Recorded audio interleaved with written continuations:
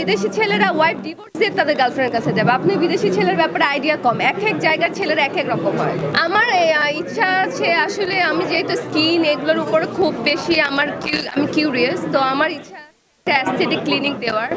আপনারা সবাই দোয়া করবেন। এটা আসলে আমি চাই যে একটা অ্যাস্থেটিক ক্লিনিক আমি দিব। এটা আমার একটা ড্রিম প্রজেক্ট। অবশ্যই সত্য, আজকে ড্রেসটাও আমার নিজের ড্রেস। আমি যত ড্রেস পরে আমার নিজেরই থাকে, কিন্তু না, আমি স্পন্সারও নেই। আমার যখন ফ্রেন্ডসরা যারা আমাকে স্পন্সার দেয়, আমি স্পন্সারও পরে, আমি নিজের কাপড়ও পরি, কিন্তু আমি নিজের কাপড় পরতে স্বাচ্ছন্দ্য বোধ বেশি করি। যখন আমার শাড়ি, গয়না গাটি, ব্লাউজ এগুলো লাগে, তখন আমি বাংলাদেশের নিউ মার্কেট থেকেও শপিং করি। এরকম আমি অনেক ইন্টারভিউ এত সাংবাদিকের সামনে দিছি যে আমাকে একটা ভালো ছেলে দেন, এখন পর্যন্ত একটা ছেলেও আসে নাই। এটা একটা মানে আমি আর বলবো না ক্যামেরার সামনে। যদি হাজবেন্ড হয় আমি হাত ধরে আপনাদের সামনে নিয়ে আসবো। আমি হলো সেরকম মেয়ে, কিন্তু আমি পাচ্ছি না, কি করবো। যাই হোক, সিঙ্গেল আছি, ভালো আছি।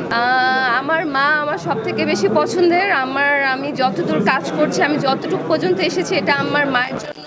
সে আসলে আমাকে অনেক সাপোর্ট করেছে। আমি যে এত লেট নাইট পর্যন্ত শুটিং করি, সে সবসময় না ঘুমিয়ে বসে থাকে দরজা খোলার জন্য। সো এই জিনিসগুলো আসলে মা ছাড়া আপন কেউ করবে না। তো আমার খাওয়া দাওয়া সব কিছু সে টেক কেয়ার করে।